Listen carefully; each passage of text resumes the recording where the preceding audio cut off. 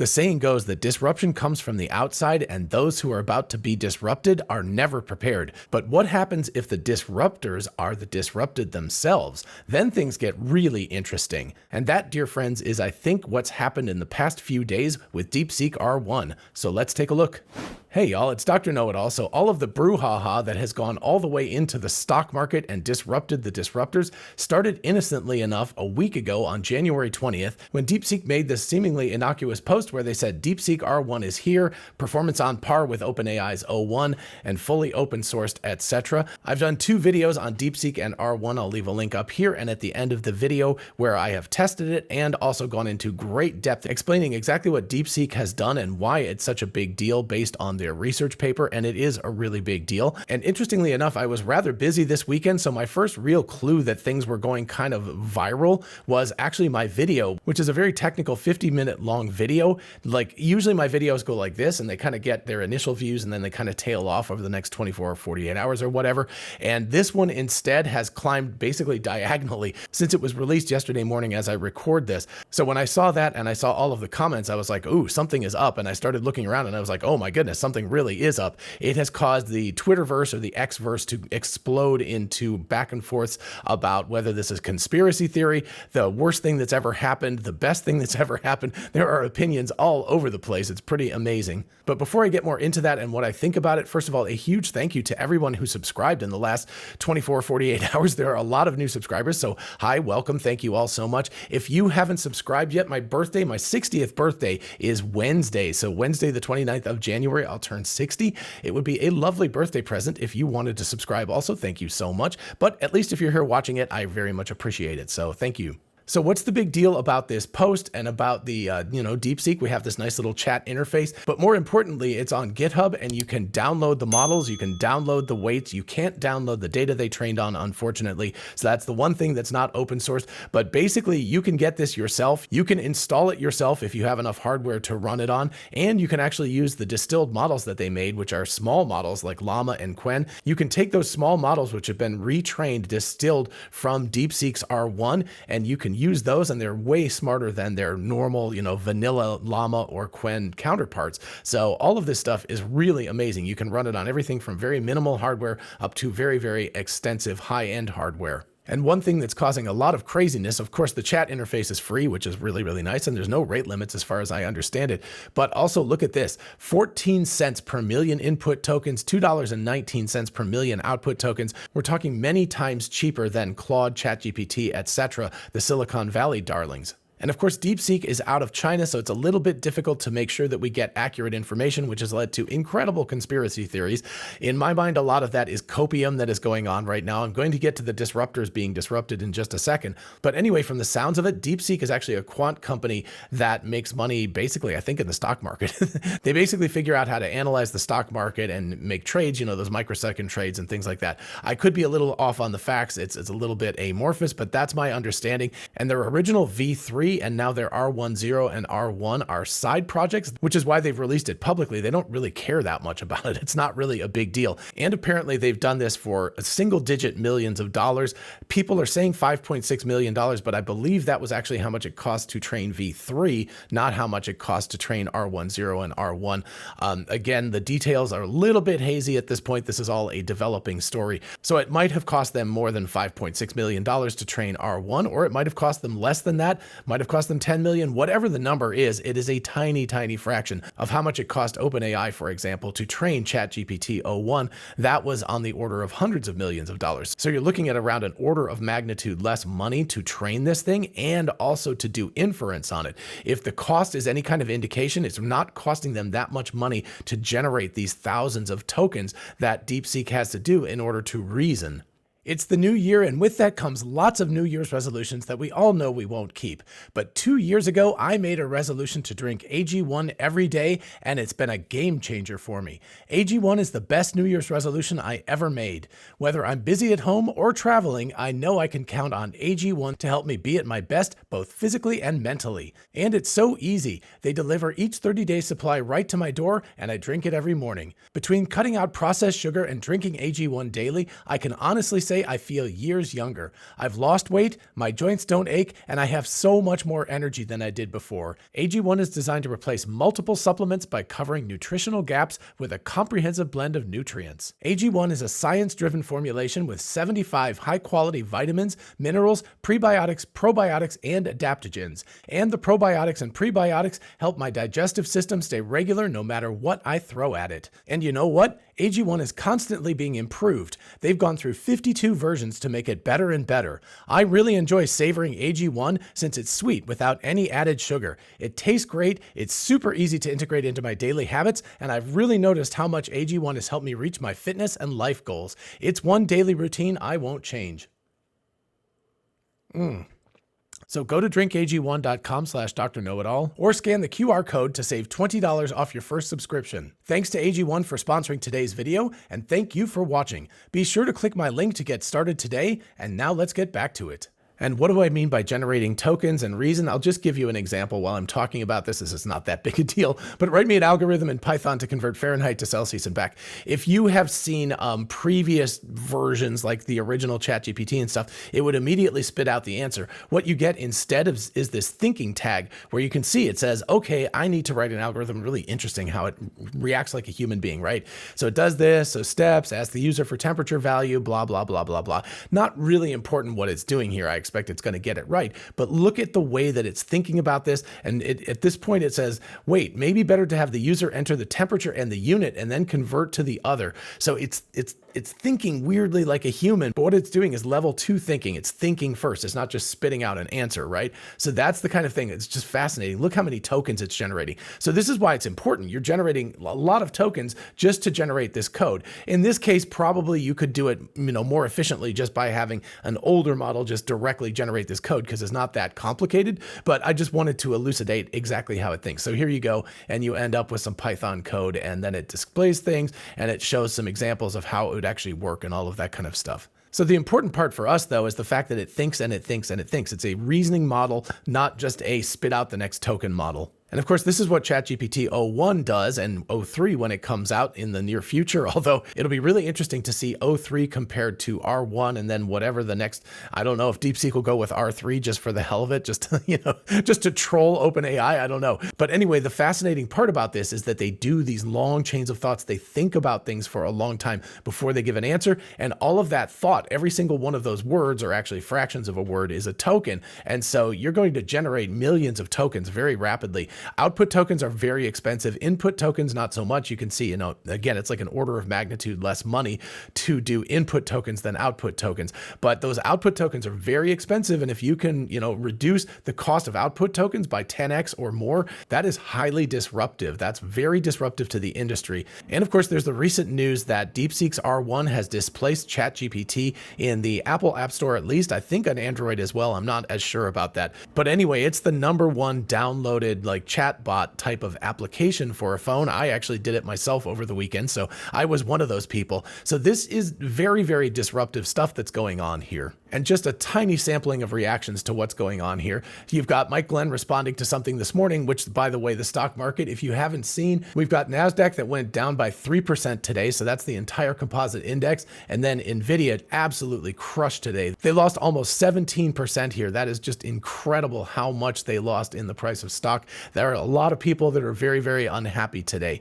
One of the reasons why NVIDIA lost, of course, is because China has been banned from using NVIDIA's high-end chips. And the whole, rationale for that was that America and the democracies were going to stay ahead because we were going to starve China of these high-end chips, and therefore they wouldn't be able to compete with the US. Well, what's happened instead is what I call the Mozart effect. I've always maintained that Mozart was the most creative and amazing composer precisely because the classical music era was a tiny box to sit in. In other words, the rules of how you could make music were very, very confined. So he was in a little tiny box, and because of that, he had to be incredibly inventive. He was a genius and was able to invent his way inside of that box to create new types of sound, new types of music, absolutely amazing stuff that he did. Whereas later composers that had fewer constraints were not as creative because they were not forced into such a small box. As soon as I heard the US was going to restrict chips to China, well, my first reaction was like, yay, because China is not a democracy. And this, by the way, is a major concern for me. I don't want to play lightly with this whole thing. If this was like France or something, although it would be kind of a joke with the EU restrictions right now, but if it was France, if it was a French company that was doing this, I would be so happy about this. The fact that it's a Chinese company and they're under a very, very tight rein is something that very much concerns me. And by the way, I threw out an invitation to the folks at Deepseek. If you want to talk to me, I would love to have a chat with you on my channel. It would be amazing to do that. I promise I will tread lightly on that whole topic, but it is a concern for me because, you've got the sort of Western world, which is a democratic world, and then you've got China and other countries which are very much against that type of governmental structure. So it's a concern when you see a company coming from that environment. And by the way, Deepseek is not by any means the only one. I think the US is thinking that they're and by the way, of course, Deepseek is not the only company coming out of China at all. There are a lot of humanoid robot companies that I think are going to blow the doors off a lot of US companies that are also very comfortable right now. So just a couple more reactions to throw out here really quickly. Chamath Palihapitiya actually, created a very, very long post today talking about the probability that the conspiracy theories are up front so we can address it and move on. It is possible that these companies are like shell companies and the CCCP has produced a huge amount of money and or has procured a bunch of NVIDIA's latest hardware. If that was the case, then NVIDIA stock actually probably should have gone up today instead of down so much, because I think the concern is that they're not going to be that necessary in the future if people can do AI in such a compute efficient manner. But anyway, if that's the case, then, this is a conspiracy theory, blah, blah, blah. I don't personally believe that, but we'll have to wait and see how that comes out. But then more importantly, his point two is that we have inference versus training. We just talked about inference. That's that thinking. Once you add that thinking layer, you're suddenly multiplying the number of tokens. I talked about this in my previous video where I said that you could have 10,000 tokens for a single token answer, right? If you have a multiple choice answer, it might just need to print out D, but it might have 10,000 tokens if it's a hard math problem. It might need to think a lot to generate one token. So suddenly you're expanding the number of tokens you need. So inference is where it's at right now, the cost of inference. Then we get to point three, we need to cooperate with our allies. Yes and no. I don't know exactly who those allies are at this point, who are sophisticated enough to compete with what's going on here if it's real. So if that's possible, sure, but I don't know. And then, of course, we get to his prediction about the volatility of the stock market. That's been borne out today. That's pretty definite. And then we get to the really important part. This is the thing I was thinking about when I was thinking about this disruptors being disrupted. The innovation from China speaks to how asleep, quote, we've been for the past 15 years. We've been running toward the big money, shiny object spending programs, where we, Team USA, have thrown hundreds of billions of dollars at a problem versus thinking through the problem more cleverly and using resource constraints as an enabler. Like I said, the Mozart problem, right? You put somebody in a tiny little box and they get way more creative about getting out of that box, as opposed to when you give them a giant amount of resources. So what does this mean? Well, for the past 60 years and just about exactly my birthday, we're talking about the mid 1960s. So how about that for a callback to my birthday thing? But anyway, from the mid 1960s on, Silicon Valley, in other words, the San Francisco Bay Area, a little south of San Francisco, that area has been the disruption place in the universe, whatever you want to call it. It is the disruptor. It's been that way since the likes of HP and everything back in the 1960s. Obviously, you have Apple coming out of a garage, you have Google coming out of Stanford, et cetera, et cetera. There's so many of these companies that are highly disruptive, that have disrupted the world around them. It has been earth-changing, right? It's changed the nature of reality for everyone. So Silicon Valley very rightly deserves this title of the disruption capital. But here's the problem. Like Chamath was talking about, like I was thinking about, you've got a group of people who is like, we are the disruptors, and you become comfortable. You can even become comfortable thinking to yourself, we are the disruptors. And then especially if people are throwing billions to $500 billion at you for Project Stargate, interesting timing on all of this stuff. You have Project Stargate that's announced for $500 billion for infrastructure. And then you have a company coming out of China saying, we did this for a few $1 million. We're competitive with you for a tiny, tiny fraction of the cost. So in my opinion, what we've got is we've got a bunch of people in Silicon Valley, including Sam Altman, and I really think even including Elon Musk, who've become very comfortable with the fact that they are like God's gift to innovation and that everyone should throw money at them. And that's great. I don't have any problem with that if people want to throw money at them. But the consequence of that, and I don't think Elon Musk has fallen too much victim to this, because he does have that sort of stressed out mentality by default that we're going to die any second and we have to remain lean. But the bulk of Silicon Valley has gotten into this mode mode of like, we are the disruptors, give us money, we are great. Whatever we want to do is going to be amazing because we're the disruptors. And guess what happens when you have a 60-year-old industry with a lot of money being thrown at it without as much pressure being placed on it to innovate rapidly? You get the exact same thing that's happened in the auto industry, although that's over 100 years old at this point. You have kind of stodgy incumbents who are just comfortable doing the thing that they're doing, and they sort of hide behind the idea that they're disruptors, but they're really not anymore. They're just kind of more or less a standard company. And that's exactly where disruption comes in and just breaks things apart like a wrecking ball. And I think that's all to the best. I think if you are a stodgy company, if you're not constantly working as hard as you can to keep from dying, then you deserve to be disrupted and you deserve to die. You deserve to go away if you can't compete. And so that finally brings me to a post from Jim Fan, Dr. Jim Fan. And by the way, I'm a huge fan of yours, Dr. Jim Fan. If you ever want to come on my channel, definitely let me know. I know we've had a little conversation about it and you're very busy, but I would love to talk about all of this stuff at more length. Anyway, he said, an obvious we are so back moment in the AI circle somehow turned into it's so over in the mainstream. So he's making a distinction here that the folks in Silicon Valley, including at NVIDIA, are saying this is actually a good thing. Obviously, he can't speak for everyone there, but at least he thinks that, and I guess his colleagues think that as well. And I personally am a big fan. I mean, I think open source is the way to go, and I think if what Deepseek has done is real, and it sounds to all intents and purposes like it is, and there's no, smoke and mirrors going on, then this is all to the good. This is something that is going to help humanity in the end. Open sourcing this stuff is going to allow acceleration progress to happen even faster than it has. Anyway, as Jim said, there's unbelievable short-sightedness in the mainstream media, and he also says the power of O1 in the palm of every coder's hand to study, explore, and iterate upon. True. You've got it. You can see it. You can pull it apart. You can actually look at the numbers. That is an amazing kind of thing to have. Then we also have ideas compounding. That is sort of the basis of open source. The more eyeballs that are looking at a problem, the more rapidly you can work on it. And you can also squash bugs and stuff like that, which is exactly what he says in the next bullet point, which is the rate of compounding accelerates with open source, and the pie just got much bigger, much faster.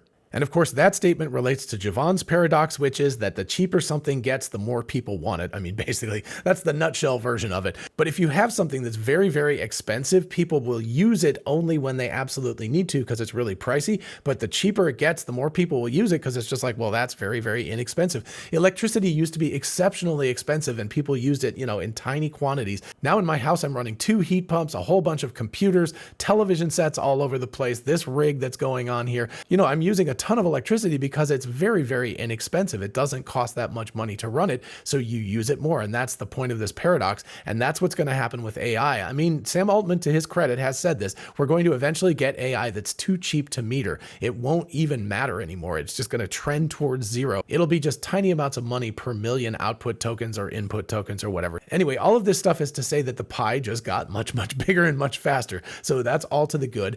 And we, as one humanity, as Jim says here, are marching towards universal AGI sooner. And really, when I saw R1 and I saw that it was open source and I saw how they did it, it's reinforcement learning. That's the key to this whole thing. It's basically turn it loose and let it learn on its own. And that unlocks, it just breaks the dam down. Everything goes away. So we could get to AGI much sooner than people thought. And Jim agrees here. He says, yes, sooner, you read that right. And he said zero-sum game is for losers. So in other words, he's saying the pie's getting bigger. It's not like one size pie and there's only so much you can take. Basically, the pie is going to get larger. The pie, of course, eventually being labor, the gross domestic product or the gross global product, I guess, the GGP as opposed to the GDP. It's kind of the size of the economy, which can grow if you effectively 10x your labor force, even if it's just digital at this point. But of course, it will become two-legged and four-wheeled, etc., because we're also seeing Chinese companies, and to their credit, again, American companies, Tesla being one of them, producing amazing humanoid robots and four-wheeled robots that are autonomous. So anyway, as you keep growing the labor force, you're increasing the size of the economy. You increase the size of the economy. It's not a zero-sum game anymore. You're making the pie bigger and bigger. Now, are these companies in Silicon Valley going to be able to survive this? I think a lot of them will not. I think there is a lot of fat in Silicon Valley and a lot of people who get a lot of money for doing relatively little work. And I say this as someone who is working very hard in the AI field right now. And, I'm not a young man anymore, but good thing I'm in good shape because I can work really hard, 60, 70 plus hour weeks, and maintain that kind of focus. It's very, very exciting to be working in this field right now. But if you're not working that hard, if your company collectively isn't working that hard, it's going to die off because this disruption is coming in from so many angles and so fast, including, of course, this massive disruption from Deepseek and R1. Alrighty, folks, thanks so much for watching. Please let me know what you think about all of this in the description while you're down there if you don't mind subscribing. Again, thank you for my early birthday present, and a big thanks to AG1 for sponsoring today's video. Be sure to check out my link or scan the QR code to get $20 off your first subscription, and I'll see you in the next video. Bye-bye.